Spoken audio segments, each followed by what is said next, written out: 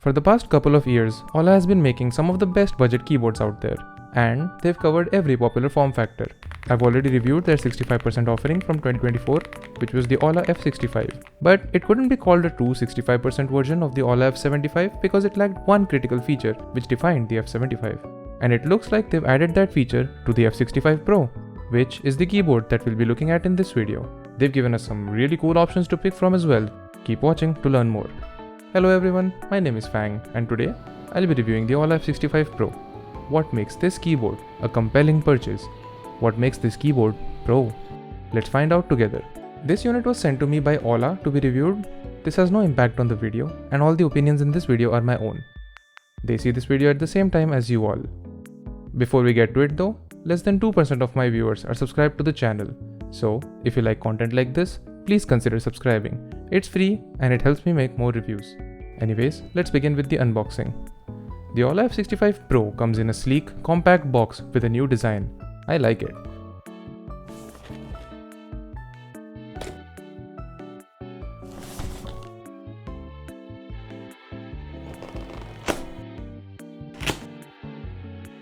In the box, you see a manual for the keyboard,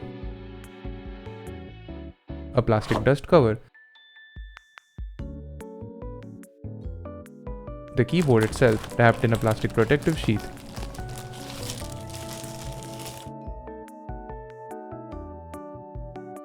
and two compartments containing a couple of extra switches, a USB A to C cable for charging and wired connection, and a basic keycap and switch puller.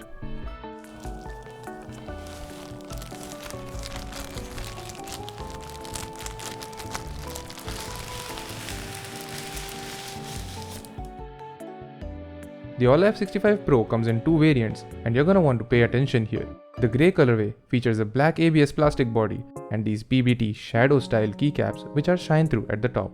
This variant comes with north facing LEDs to support the front facing RGB. The grey variant comes with two switch options, the Leoborg Greywood V3 switches which you can listen to in this video, and the Leoborg Reaper switches which you can listen to in this video. They are both linear switches and they're both quite nice. Definitely get the Reapers though, in my opinion, if you're getting this variant. The second variant is the one that I have with me here, the Black Contours colorway. This variant features the same ABS plastic body, but this time the PBT keycaps have a cracked topographic shine-through pattern with south-facing shine-through legends. And to light these south-facing legends, the keyboard comes with south-facing LEDs compared to the north-facing LEDs of the grey colorway. The Contour variant comes with two interesting switch options. Since there's a need to light up the topographic pattern as well as the south-facing legends, this variant of the F65 Pro features transparent switches, namely the Leoborg Ice Crystal switches, which is a linear switch, and the Leoborg Ice Soul switches, which is a tactile switch. I've never seen an Aula keyboard come with a tactile switch option out of the box before, so I knew that I just had to get this one. Let's look at some of the general features of the keyboard. The Aula F65 Pro is a compact 65% layout with 66 keys and a tactile knob. It weighs about 725 grams, which is about 1.6 pounds. It's a gasket mounted keyboard which gives it a nice, bouncy feel when typing. It comes with a flex cut PC plate, and the PCB is flex cut as well, which gives it a softer, flexible typing feel. I personally like flex cut builds, but some people prefer non-flex cut because of its stiffness. As most things in this hobby, it's all up to your preference, but you'll only know which one you like after you've tried them both out. The F65 Pro comes with our friendly neighborhood 5 layers of sound absorbing dampening, which we will see in the teardown section of this video later.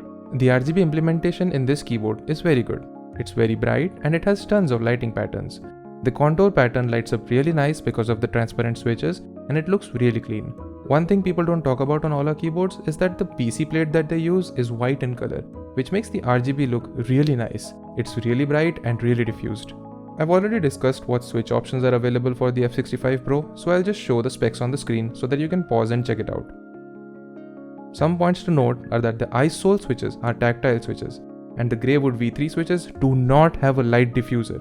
So, RGB looks less diffused on the PC plate, but the shine-through effect is still good. It's just not as prominent as the Reapers or other switches in this list. Do note that the keyboard is fully hot swappable, so you can use any switches that you like with ease. It comes with plate mount stabilizers out of the box with no support for screw-in stabilizers. Granted, the stock plate mount stabilizers are perfect and they don't have any ticking, rattle or inconsistencies. It has tri-mode connectivity, and so far I haven't had any issues with connectivity or interference. It is compatible with Mac, Windows and Android. I haven't tried this with a Linux system, nor does it state anywhere on the product page that it supports Linux. So make of that what you will. It doesn't come with any extra Mac keycaps, but its full feature set is really only available on Windows. More on this later in the video in the software section. The keyboard has a 1000Hz polling rate, which is standard. Do note that it is only 1000Hz in 2.4 GHz and wired connection mode. In Bluetooth mode, it has a 125Hz polling rate. The keyboard has 1 to 3 milliseconds of latency when used in wired and 2.4 GHz mode, and 8 milliseconds of latency when used in Bluetooth mode. The F65 Pro comes with a 4000 mAh battery, and from my testing, the battery life is quite good. With the RGB off, the keyboard lasted about 190 hours, which was about 4 weeks of use for me, and with the RGB on, it lasted about 45 hours, which was about a week and a half of use from me. The F65 Pro lacks height adjustable feet. I like the stock typing angle of this keyboard, but I still like to have the option. Now let's come to the knob, which is the biggest difference between the F65 and the F65 Pro. The F65 Pro has Aula's new and improved knob. It has clear, audible clicks when rotating, and it feels really nice. I primarily use the knob to change the volume, but the knob can also be used to toggle between the RGB modes and to adjust the RGB brightness. These two modes can be switched between by holding the knob down for 3 seconds. Interestingly, this knob module is hot swappable. You would ask, but why? Why would you do that? Why would you do any of that? Why would I switch this knob for another knob? That's the cool thing. You don't have to swap it with a knob. You can swap the knob for a regular switch and it will act as the home key. It's a very cool feature, but if you're gonna use this keyboard without the knob, I recommend just getting the Aula F65 Non-Pro, which has a home key by default, and it's about $5 cheaper. The knob is kinda squeezed in here it seems, since there's not really any space on the left and the bottom of the knob to operate it. You can realistically only use it from the top and the right side, which isn't an issue or anything, it's just something to be noted. Now, let's talk about the one crux of this keyboard, the software. Why has Aula not started putting VIA support in its keyboard still? I have no idea. It's 2025. It's the one thing that everyone brings up when discussing Aula keyboards. Literally, just one downside that Aula keyboards always have. It's such a shame really. As it stands, the Aula F65 Pro software is quite robust and user-friendly, but VIA or QMK would have been much better. But in terms of proprietary software, this keyboard software is standard and has all the features you'd need. But the issue with the software is that it's only available on Windows, and that's why brands should use web drivers like VIA instead of proprietary software. You can still use the keyboard on Mac and Android after you've saved the settings on Windows, because the settings get stored on the onboard memory of the keyboard. One cool thing in the software of this keyboard is the music sync.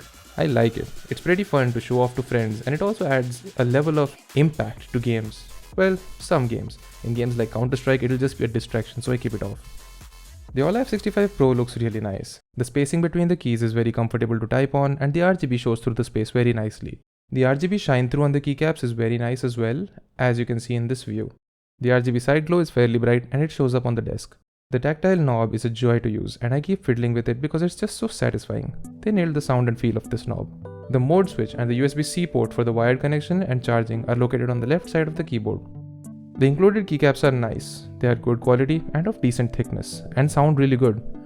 The print of the legends are consistent and sharp. The texture on the keycaps is smooth but grippy. It's not matte, it's not really smooth either. It feels like a nice mouse surface. It's good and it's very pleasant to type on. The stock Leoborg ice sole switches that I have are very nice. They're factory lubed really well. The tactility is off the charts, so much so that it almost feels like a clicky switch. To paint a rough picture about what these switches are like, I'll compare them to a popular tactile switch, the Acco Creamy Purple V3 Pro tactile switches. The tactility on the ice sole switches is a bit heavier and a bit more rounded out compared to the lighter and sharper tactile bump of the Creamy Purples. The bottom out on the ice soles is nice and smooth. They end up having a nice and poppy sound signature in the F65 Pro. Let's have a listen.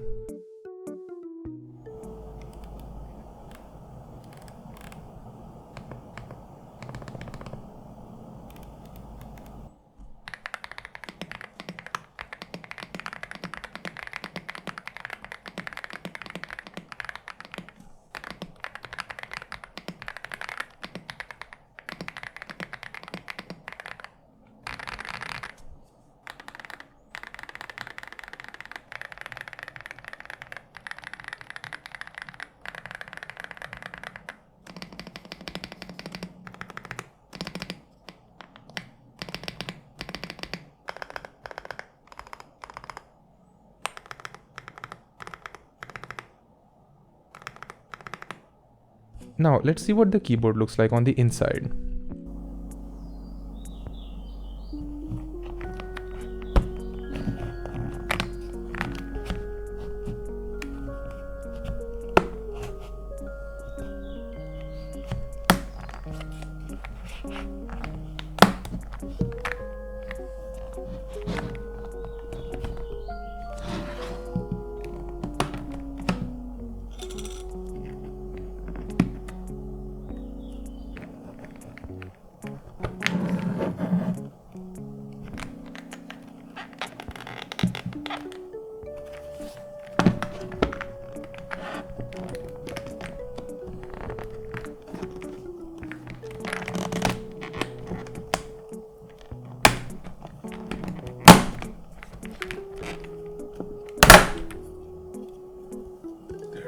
Finally.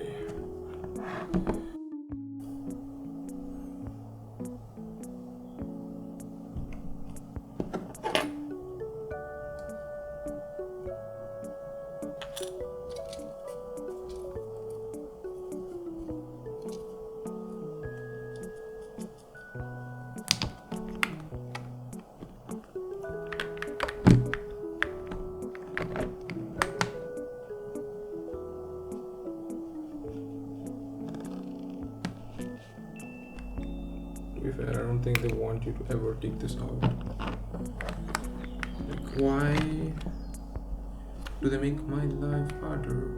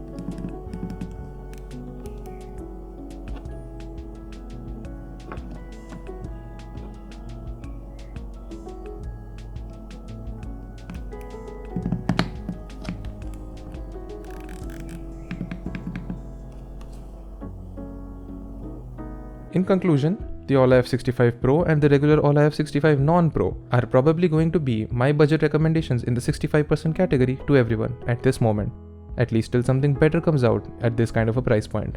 The F65 Pro retails at $66 and the F65 Non-Pro retails at $60.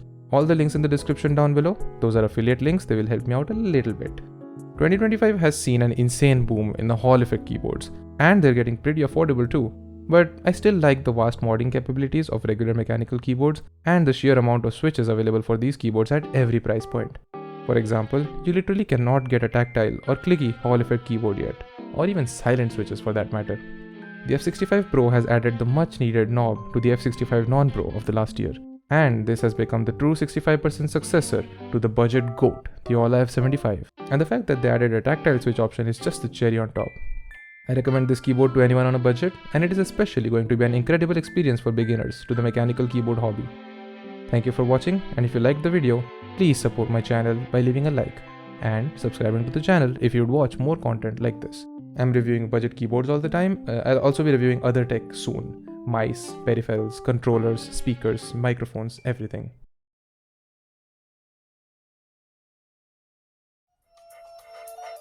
This mix is brought to you by DJ AUTISM. 15 in delay. And then easy peasy, lemon squeezy.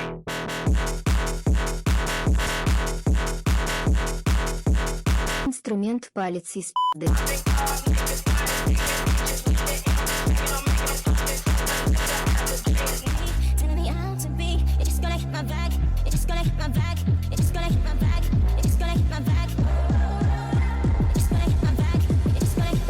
DJ AUTISM.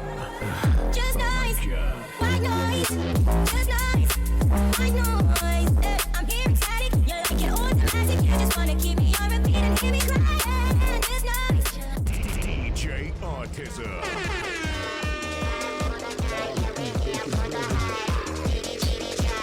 This is the monthly autism mix. I hope you're ready, because I ain't stopping anytime soon. Today, I will show you how to crack FL Studio 2025. What the fuck is that shit? That's so shit. I am salted.